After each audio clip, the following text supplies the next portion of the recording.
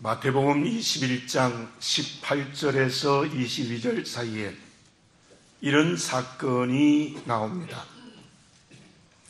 예수님께서 몹시 시장하셨을 때입니다.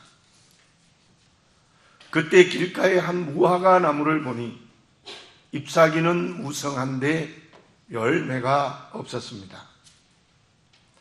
예수님께서 이렇게 말씀하십니다. 이제부터 영원토록 내가 열매를 맺지 못하리라. 그렇게 말씀하셨더니 그 무화과 나무가 뿌리로부터 말라 죽어버리고 말았습니다. 이 예수님의 말씀을 통하여 한 무화과 나무가 뿌리채 말라 죽는 사건은 그 다음에 계속되는 말씀을 보면 기도의 응답에 대하여 말씀하시는 것임에는 틀림이 없습니다. 그러나 그 사건 속에 더 중요한 주님의 뜻이 있습니다. 무화과 나무의 존재 이유는 무엇입니까?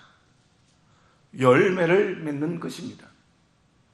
아무리 잎이 무성해도 열매가 없으면 무화과 나무는 무화과 나무로서의 구실을 하지 못하고 무화과 나무는 이 땅에 존재할 필요가 없는 것입니다.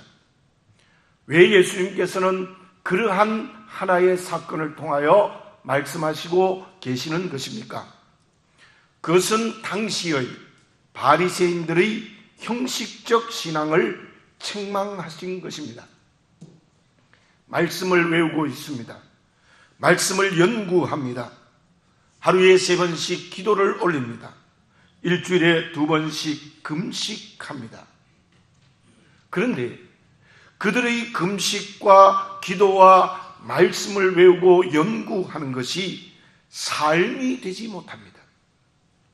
무화과 나무 잎은 무성한데 열매가 없다는 것입니다. 10계명을 하나님께서 이스라엘 백성들에게 주었는데 그 10계명은 무엇입니까?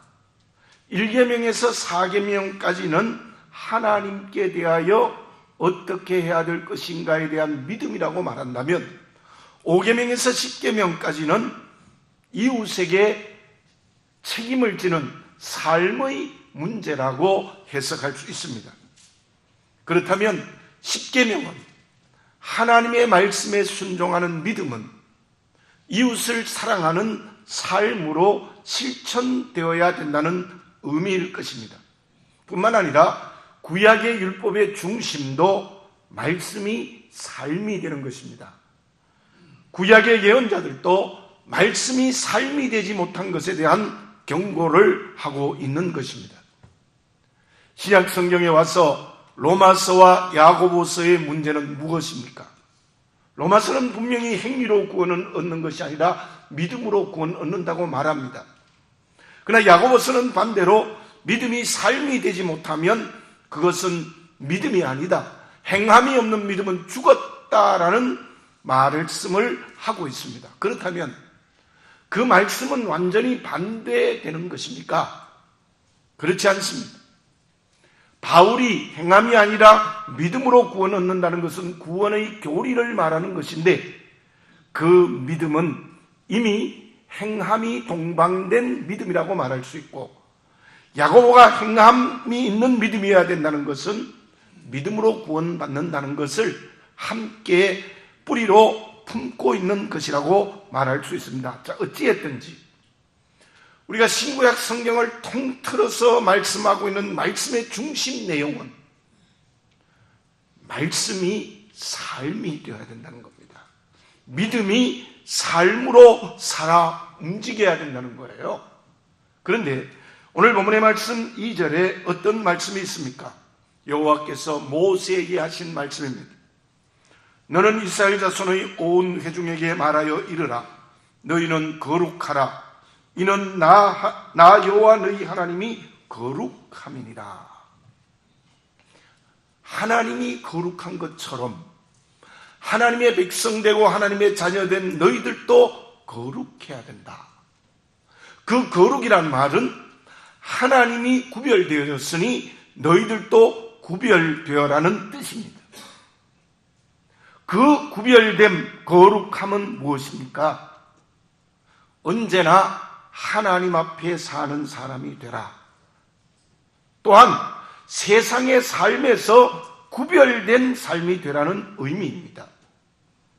세상의 삶에서 구별되라는 것은 세상에 살지 말라는 것입니까? 그렇지 않습니다. 세상에 살면서 말씀이 삶이 되는 믿음의 길을 걸어가라는 하나님의 명령입니다. 히브리서 11장은 믿음이 무엇이냐를 대답하고 있는 말씀입니다. 그래서 믿음으로 살아간 아벨과 아브라함과 노아와 모세와 같은 많은 사람들을 소개하면서 이 사람들은 믿음으로 살아갔다, 그렇게 말합니다. 그런데 그들은 모두가 다 한결같이 어떻습니까? 아브라함도 말씀대로 행동했습니다. 모세도 바로의 공주라 칭함을 거절하고 이스라엘 백성들과 함께 고난받는 길을 선택했습니다. 노아도 방주를 지으라는 말씀에 그대로 방주를 지었습니다. 아벨은 더 나은 제사를 하나님께 드리는 행동을 했습니다.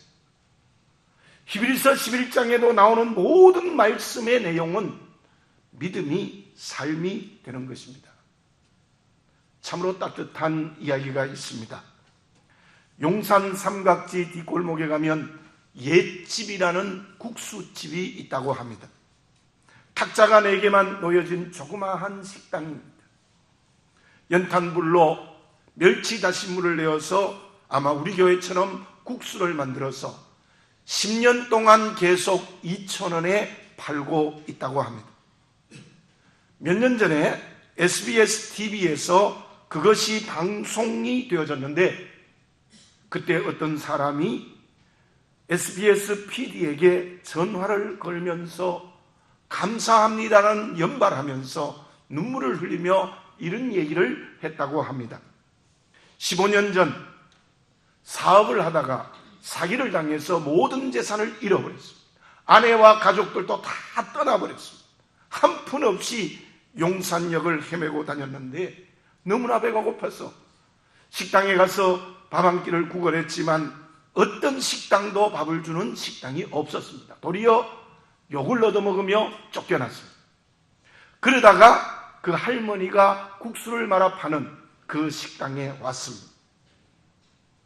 한 그릇을 허겁지겁 먹고 있는데 그때 할머니가 그 먹고 있는 위에 국수물과 국수를 듬뿍 더 넣어 주었습니다.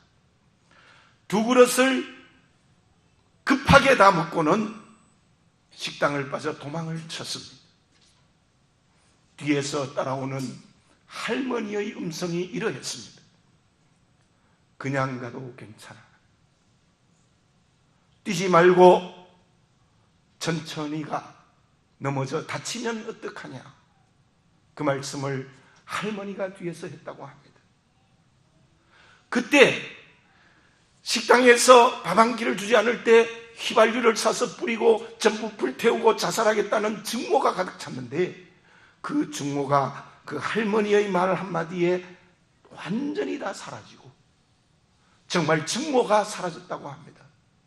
그러면서 이 PD에게 하는 말이, 나는 지금 파라과이에 와서 이민을 가서 이제는 먹을 만큼 돈을 벌었는데 그 할머니의 국수 한 그릇보다도 그냥 가도 괜찮아. 뛰지 말고 천천히 가. 넘어져서 다치면 안 된다고 하신 말씀이 늘 뇌리에 남아 있었다고 합니다. 오늘 읽지 않았습니다마는 9절과 10절을 제가 한번 읽어보겠습니다. 너희가 너희 땅에서 곡식을 거둘 때에 너는 밭 모퉁이까지 다 거두지 말고 내 떨어진 이삭도 줍지 말며 내 포도원의 열매를 다 따지 말며 내 포도원에 떨어진 열매도 줍지 말고 가난한 사람과 거류민을 위하여 버려두라. 나는 너희의 하나님 여호와이니라. 여러분, 믿음이 삶이 되는 것이 무엇이겠습니까? 우리가 이 세상에서 말씀이 삶이 되는 거룩한 삶이 무엇이겠습니까? 밭의 소출을 다 소출하고 난 다음에 이삭이나 그리고 남겨두라는 겁니다. 포도원의 열매를 다 따지 말라는 겁니다. 그것이 거룩한 하나님의 명령입니다. 어쩌면 제가 말씀드린 할머니가 믿음이 있었는지는 모르겠지만 우리는 믿음을 가지고 있다고 하면서도 너무나도 매몰차게 배고픈 사람을 등 뒤로 쫓아내는 우리의 모습이 아닌가를 다시 한번 생각해 보며 작은 일에서부터 큰 일까지 우리 모두는 정말 말씀 한마디 한마디가 내 삶의 걸음으로 살아 움직일 때 그 사람이 하나님이 거룩한 것처럼 거룩한 사람이 된다는 것을 오늘 이 말씀을 통하여서 다시 한번 보아야 될 것입니다. 내가 거룩한 것이 너희도 거룩하라. 그 말씀을 순종하는 우리 모두가 되어져야 될 줄로 믿습니다. 그러면 세상에서 말씀이 삶이 되기 위하여 어떤 것이 기초와 뿌리가 될 때에 말씀이 삶이 되는 것입니까? 세상에서 거룩하게 사는 그리스도인의 뿌리는 무엇이어야 되겠습니까? 교토삼굴이라는 고사성어가 있습니다. 그 뜻은 지혜로운 토끼는 세 개의 굴을 판다라는 의미입니다. 이 고사성어가 생긴 데는 긴 이야기가 있습니다만은 제가 짧게 소개를 해드리겠습니다. 중국 제나라에 명재상인 맹상군이 있었습니다. 그 맹상군은 늘 마음이 따뜻하고 지혜로워서 먹지 못하고 또 거리에 돌아다니는 나그네들에게 먹고 재워주는 일을 하는 사람이었습니다. 근데 그때 풍원이라는 사람이 그 집의 식객이 되어졌어요. 한 번은 이 맹상군이 풍원을 보니 지혜로운 것 같아서 심부름을 시켰습니다. 저 시골에 있는 고향 서릅에 가서 빚진 사람들에게 빚을 다 받아오라 그렇게 시켰어요. 그 풍원이가 저 맹상군의 고향인 서릅에 가서 빚진 자들을 전부 불러 모아서 그리고 빚진 문서를 내놓으라고 했습니다. 그리고는 그 문서를 전부 불태워버렸어요. 이제 너희들은 빚이 없다. 맹상군이 말하기를, 우리 주인이 말하기를 빚은 없다고 해주라 해서 다 빚 문서를 불태워버렸습니다. 돌아왔습니다. 빚을 다 받아왔느냐? 예, 주인님에게 제가 이번에는 의를 가지고 왔습니다. 무슨 말이냐? 그간의 이야기를 다 했더니 맹상군이 속이 불같이 화가 났어요. 그러나 이거 내색을 못하고 참았습니다. 그런데 어떤 일이 있었는가 하면 맹상군이 민왕에게 억울한 누명을 받아서 재상의 자리에서 쫓겨나서 고향 서릅으로 돌아오게 되어졌습니다. 그 소식을 들은 서릅 동네 사람들이 백리길 앞이 마중을 나가서 엎드려 절하고 맹상군을 영접하고 집에 있는 곡식을 모아서 맹상군에게 도와주었다고 합니다. 그때 맹상군은 정말 이 풍원이 지혜롭게 을을 사왔다는 것이 무엇인가를 알게 되어졌던 것이지요. 그 위에 얘기가 또 있습니다. 그러나 두 개의 굴을 더 파는 것이 있는데 그 이야기를 하면 기니까 바로 여기에서 한 개의 굴이 무엇이었느냐 하면은 의 굴을 팔아야 된다. 오름의 굴을 팔아야 된다라는 그런 얘기가 있습니다. 사람에게는 꾀가 아니라 지혜가 있어야 되는데 그 지혜가 무엇입니까? 정말 풍원이 맹상군 주인에게 준 의와 같은 것이 우리에게는 무엇이겠습니까? 우리의 지혜, 우리의 옳음, 우리의 의는 무엇이겠습니까? 본문의 말씀 4절을 봉독해 드립니다.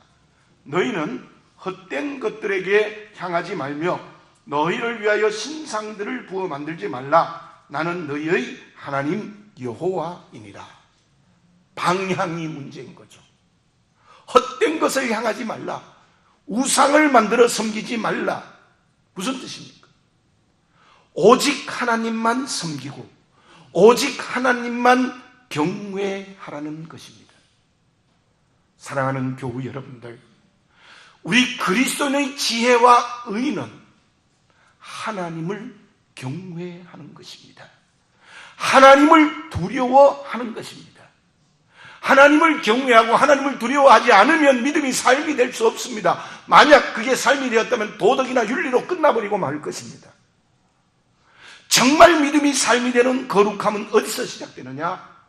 여호와를 경외하는 지혜, 여호와를 두려워하는 의가 우리에게 있을 때에 가능하다는 것입니다. 그렇다면 왜 하나님을 두려워해야 됩니까?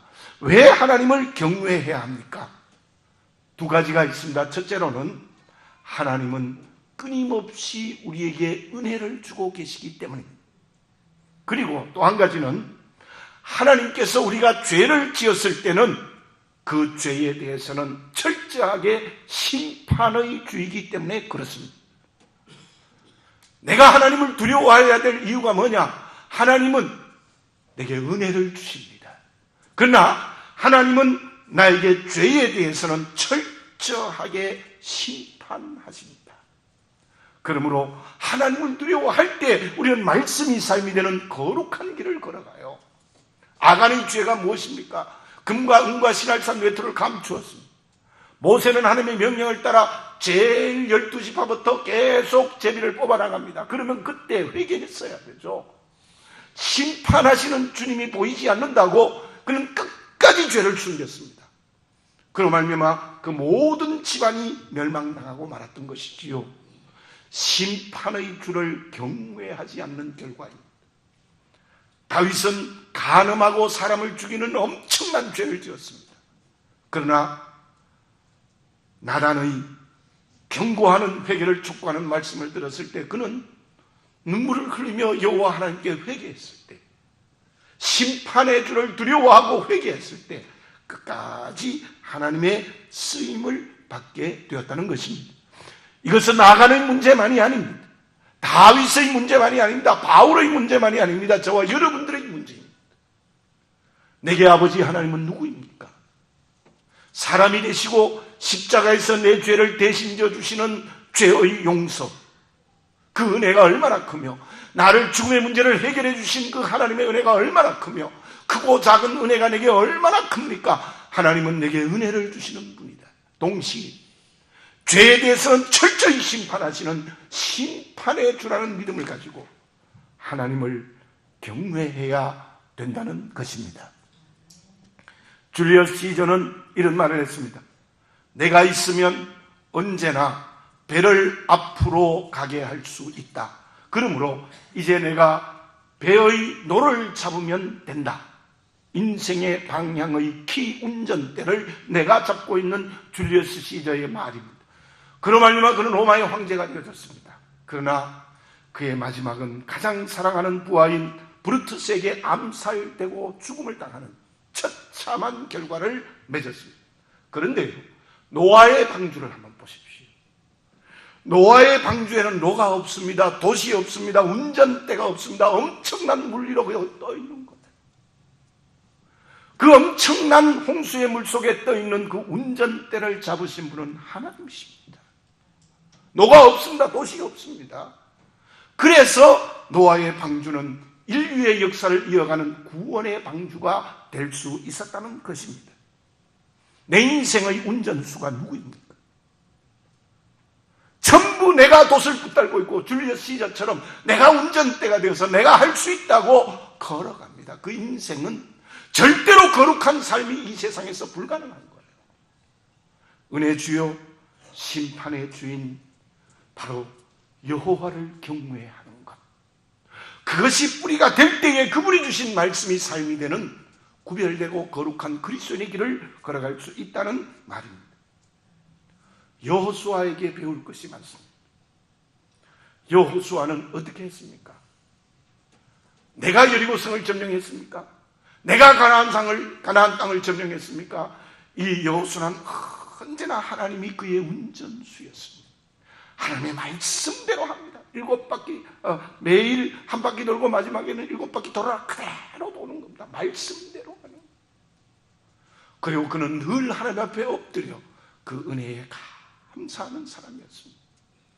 또한 아이성을 칠 때 패배했습니다. 실패했습니다. 그때 그는 정말 눈물을 삼키면서 하나님 앞에 무릎을 꿇고 울면서 기도합니다. 하나님, 왜 우리가 아이성 전투에 실패했습니까? 그의 무릎을 꿇고 기도하는 심판의 주 앞에 서 있는 용기, 그 여호수아를 통해서 가나안 땅을 점령케 하십니다. 사랑하는 교우 여러분들, 거룩한 삶, 말씀이 삶이 되는 것은 여호와를 경외하는 뿌리와 같은 신앙이 있을 때 가능한데, 그것이 구체적으로 무엇이냐? 하나님의 은혜에는 언제나 감사하고, 하나님께서 내게 죄를 책망하실 때는 언제나 그 죄를 회개하는 용기 있는 그리스도인이 될 때에 가능하다는 것입니다. 왜 솔로몬 왕이 실패했습니까? 처음에는 잘했어요. 하나님의 말씀대로 무릎을 꿇은 기도의 용기가 있고 은혜 앞에 감사하는 사람이 솔로몬이었어요. 그러나 돈이 많아지고 물질이 풍요해지고 천병의 아내들을 거느리고 호화찬란하게 살아가면서 그는 드디어 하나님 없는 자기의 영광의 교만 속으로 빠져들었습니다. 죄를 지적해도 기도하는 용기도 잃어버렸습니다. 그 결과가 남북이 양단되는 비참한 결과가 주어졌다는 것을 알 수 있지 않습니까? 여러분들, 솔로몬의 얘기만이 아닙니다. 가룟유다의 얘기만이 아닙니다. 아간의 얘기만이 아닙니다. 내가 솔로몬이 아닙니까? 내가 아간이 아닙니까? 내가 가룟유다가 아닙니까? 많은 물질도 건강도 지위도 하나님 앞에 은혜로 엄청나게 축복을 했는데도 그게 내 것이라고 교만하게 서 있는 사람, 은혜에 감사 전혀 없습니다. 그저 마음이 멍멍해요. 은혜에 대한 감사가 없어요. 정말 그 은혜 얼마나 감사한데 감사 없이 원망과 불평하고 아니면 내가 했다고 교만에 머리를 쳐들고 있는 우리의 모습이 아닙니까? 그 사람은 결코 믿음이 삶이 되는 거룩한 길을 걸어갈 수 없습니다. 또한 성령께서 내 안에서 죄를 책망할 때 정말 눈물을 흘리며 회개하는 기도의 용기가 있을 때에 그 사람이 거룩한 삶, 말씀이 삶이 되는 길을 걸어갈 수 있습니다. 출애굽기 20장 10계명 중에 첫 계명이 무엇입니까? 나 외에 다른 신을 내게 두지 말지니라. 저와 여러분, 하나님을 두려워해야 됩니다. 정말 하나님을 경외해야 됩니다. 그분이 은혜 주여 심판해 주라는 믿음을 가지고 정말 하나님을 두려워하면 그 사람은 말씀대로 우리의 삶을 살아가는 구별된 길을 걸어가지 않을 수 없습니다. 우리 모두 오늘 이 예배를 드리면서 나의 의, 내 지혜는 무엇이냐? 그것은 하나님을 두려워하는 경외입니다. 그곳에 거룩한 나의 삶이 이루어지는 역사가 일어나게 되는 줄로 믿습니다. 그러면 그 거룩함은 무엇을 통해서 이루어지겠습니까? 그냥 이루어지겠습니까? 아닙니다. 여러분들, 하나님을 경외하여 말씀의 은혜에 감사하고 또한 죄를 책망하실 때 그 죄를 회개하는 용기는 그냥 되는 것이 아닙니다. 우리에게 무엇이 필요하겠습니까? 얼마 전 KBS 9시 뉴스에서 리우 올림픽을 준비하는 선수들의 모습을 보여주었습니다. 태릉 선수촌에서 훈련을 하고 있는 모습은 참으로 감동적일 수밖에 없었습니다. 이마에 피땀을 흘리며 연습합니다. 어떤 레슬링 선수단은 그 산이 어딘지 모르겠습니다만 코치가 꼭대기에 올라가서 시간을 재고 있고, 이 선수들이 위통을 벗고는 땀을 흘리며 산 꼭대기를 뛰어 올라가면 코치가 시간을 재는 거예요. 저렇게 고된 훈련을 해서 바로 리우올림픽의 금메달을 따기 위해서 훈련하는 것입니다. 어떤 선수가 이런 말을 했습니다. 이제 이 지옥 훈련을 통하여 리우올림픽의 금메달을 따겠습니다. 그렇게 지옥 훈련. 우리는 누구입니까? 천국에 가서 금메달을 따야 되지 않겠습니까? 천국에 가서 금메달을 따기 위하여 어떻게 해야 되겠습니까? 그냥 되는 것이 아닙니다. 여러분들, 하나님을 경외하는 것 그냥 되겠습니까? 말씀이 삶이 되는 거룩함, 은혜에 감사하고 기도의 용기를 가지고 정말 하나님을 경외하는 게 그냥 됩니까? 그냥 되지 않습니다. 바울이 디모데에게 말한 말씀을 다시 한번 생각해 봅니다. 디모데전서 4장 7절 8절에서 이렇게 말합니다. 망령되고 허탄한 신화를 버리고 경건에 이르도록 내 자신을 연단하라. 육체의 연단은 약간의 유익이 있으나 경건은 범사에 유익하니 금생과 내생에 약속이 있느니라. 하나님을 경외하는 것, 그래서 거룩한 삶을 드는 것은 어쩌면 저 리우 올림픽을 위하여 훈련하는 선수보다 더 큰 경건의 훈련이 우리에게 있어야 합니다. 경건의 훈련이 있어야 합니다. 전혀 훈련하지 않아요. 우리들. 하루에 얼마나 기도하십니까? 얼마나 말씀 묵상하십니까? 얼마나 주의 일에 열정을 가지고 훈련받고 있습니까? 왜냐하면 내가 하나님의 삶으로 변화되어야 다른 사람을 변화시킬 수 있어요. 그게 거룩 아닙니까? 본문에 내가 하나님의 사람으로 변화되어야 세상을 변화시킬 수 있어요. 그게 말씀이 삶이 되는 거 아니겠습니까? 정말 내가 하나님의 삶으로 변화되는 것은 끊임없는 경건의 훈련이 우리에게 있어야 되는데, 오늘 본문의 말씀에서는 두 가지 훈련을 말씀하고 있습니다. 본문의 말씀 3절을 제가 읽어보겠습니다. 너희 각 사람은 부모를 경외하고 나의 안식일을 지키라. 나는 너희의 하나님 여호와이니라. 이것이 아주 기초되고 기본 훈련이에요. 저는 군에 그 보병으로 갔거든요. 5번 소총수 전방에 5번 소총수로 갔는데, 회바부대에 있을 때는요, 매일 아침에 일어나면 무엇을 하느냐 하면 제식 훈련을 해요. 앞으로 가, 뒤로 돌아가, 우양 앞으로 가, 좌양 앞으로 가. 매일 해요, 매일. 근데 매일 해도요, 이상한 친구들이 있어요. 우양 앞으로 가, 그러면 또 왼쪽으로 가. 좌양 앞으로 가면 오른쪽으로 가요. 또 이 발도 못 맞추는, 매일 해도 안 돼요, 매일 해도. 저는 그래도 비교적 잘한 편입니다. 정말 그런 친구들이 있어요. 그 매일 하거든요. 여러분, 오늘 말씀이 무엇인가 하면요, 부모를 경외하는 것, 안식일을 지키는 훈련을 매순 제식 훈련처럼 해야 된다. 이게 기본 자세. 그 군인이 그 기본 제식 훈련이 안 되면 다른 거 못 해요. 우리들이 초등학교 때도 그런 거 했어요. 중학교 때도, 고등학교 때도. 요즘은 어떤지 모르겠어요. 여러분들, 부모를 경외하는 게 기초입니다. 다음 달이 가정의 날인데요, 부모를 무시하는 세대입니다. 이 세대가요. 부모를 경외하지 않아요. 부모를 무시해요. 정말 부모를 두려워하는 게 없어요. 젊은이들에게는 죄송한 얘기입니다만은 저희 세대 때문에도 저는 그랬습니다.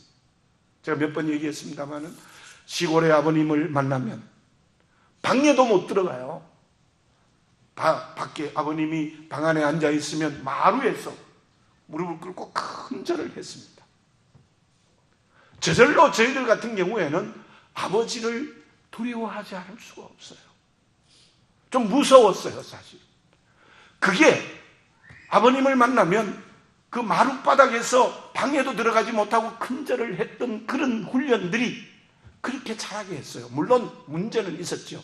아버님하고 친함이 없었다는 것이 문제이지만, 그러나 친함과 함께 정말 부모를 경외하는 훈련이 우리에게 필요해요. 이 부모를 경외하는 그 기초적 훈련이 되지 않으면 여호와 경외 못해요. 거룩한 삶 안 된다는 게 오늘 본문의 말씀의 맥락이에요. 안식일을 지키라. 출애굽기 20장 10절 11절에 있어요. 근데 안식일을 지키라 할 때에 중요한 조건이 있습니다. 여러분들 사계명 읽어보면요, 엿새 동안은 내 모든 일을 힘써 하며 그랬어요. 이게 훈련이에요. 여러분들 어떤 사람들 보면은 6일 동안도 놀고 주일도 놀고, 그러면 안 돼요. 주일은 철저히 지키되 엿새 동안은 열심히 일하라는 거예요. 여러분, 우리의 경건의 훈련은 기도도 있고 말씀 묵상도 있고 많은 것들이 있지만은, 이 레위기를 통하여 우리에게 기초적인 훈련, 제식 훈련이 무엇이냐 하면은 부모를 경외하는 것과 안식일을 지키는 것이에요. 그 훈련만 제대로 되면 하나님 경외하게 되어요. 그 훈련만 제대로 하면 말씀이 삶이 되는 거룩한 길을 걸어갈 수 있다는 거예요. 그런데 그 훈련이 쉽지 않아요. 어려워요. 오늘의 이 세대는 어떻습니까? 뭐 부모를 무시하는 게 보통이에요. 무시 정도 합니까? 심지어 부모가 재산 안 준다고 협박을 하는 자녀가 있는가 하면, 심지어 재산 안 준다고 부모를 죽이는 자녀들도 있어요. 기가 막히는 세대. 이거요. 하나님 없어요. 하나님 없어요. 야고보서 1장 4절 말씀을 제가 읽어보겠습니다. 인내를 온전히 이루라. 이는 너희로 온전하고 구비하여 조금도 부족함이 없게 하려 함이라. 이 훈련에는 인내해야 한다. 끝까지 인내. 그래서 부모를 경외하는 훈련, 안식일을 지키고 엿새 동안 이마에 땀을 열심히 흘리는 훈련, 그 인내를 통해서 끊임없이 감당할 때에 그때 우리는 하나님을 경외하는 하나님의 사람으로 변화되는 역사가 일어나게 되는 줄로 믿습니다. 오늘 다시 한번 나를 바라보십시오. 나를 바라보십시오. 이 말씀이 진심으로 여러분들 두 귀에 울리시기를 바라겠습니다. 아주 기본적인 것. 여호와를 경외하기 위하여 경건의 훈련을 해야 하고, 그 훈련은 인내를 통한 고된 훈련을 우리가 끊임없이 감당할 때에 바로 말씀이 삶이 되는 거룩한 길을 걸어가게 되는 줄로 믿습니다. 결과는 어떻게 되어집니까? 잠언서 29장 18절에 이런 말씀이 있습니다. 묵시가 없으면 백성은 방자히 행하거니와 율법을 지키는 자는 복이 있느니라. 오늘 저를 따라서 한번 해볼까요? 율법을 지키는 자는 복이 있느니라. 아멘. 율법을 지킨다. 율법을 지키는 게 무엇입니까? 말씀이 삶이 되는 겁니다. 말씀이 삶이 될 때 복이 있습니다. 정말 하나님이 내리시는 복이 있습니다. 그런데 말씀이 삶이 되지 못하면, 말씀이 삶이 되지 못하면, 그러면 하나님의 축복이 없다는 말씀입니다. 우리가 진정으로 복 있는 그리스도인이 되기 위해서 정말 말씀이 삶에 살아 움직여서 하나님이 내리시는 복을 받는 우리가 되어져야 될 줄로 믿습니다. 어떤 아버지에게 세 아들이 있는데 세 아들을 불러다가 유언을 했습니다. 양과 염소 중에 어떤 것을 키우고 싶으냐? 한 가지만 결정해라. 그랬더니 첫째 아들은 양을 키우겠습니다. 둘째 아들은 염소를 키우겠습니다. 셋째 아들은 어떻게 얘기한지 압니까? 둘 다 키우겠습니다. 이렇게. 그랬더니 아버지가 첫째 아들에게는 양을 주고 둘째 아들은 염소를 주고, 너는 내 말을 듣지 않고 둘 다 키우려고 했으니 아무것도 셋째 아들에게는 안 줬다고 합니다. 사랑하는 교우 여러분들, 두 손에 떡을 들고 하나님 앞에 기도할 수 없습니다. 정말 우리는 다시 한번 엘리야가 갈멜산상에서 이스라엘 백성들에게 하신 말씀을 기억해 봅시다. 너희들이 어찌하여 머뭇머뭇하고 있느냐? 오늘 택할 자를 결정해라. 저와 여러분 머뭇머뭇하지 맙시다. 정말 너희는 거룩하라, 여호와를 경외하라는 이 말씀을 선택하는 그리스도인이 될 때에 우리는 거룩한 삶을 살아가는 살아있는 믿음의 그릇이 될 수 있을 줄로 믿습니다. 기도드리겠습니다. 사랑하는 아버지 하나님, 다시 한번 나를 보게 해 주시옵소서. 은혜의 주이시며 심판의 주이신 여호와를 경외하고 두려워하는 자가 되게 해 주시옵소서. 진정으로 여호와를 경외하고 두려워하는 것은 바로 경건의 훈련을 끊임없이 감당할 때 가능한 줄 믿습니다.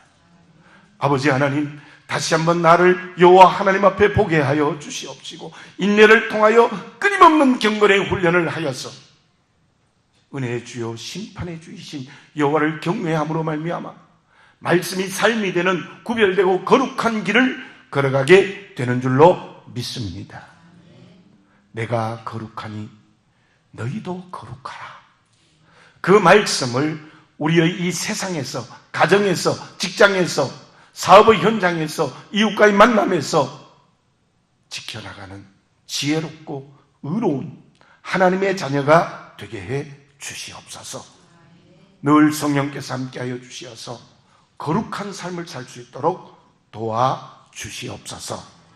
예수님의 이름으로 기도드립니다. 아멘.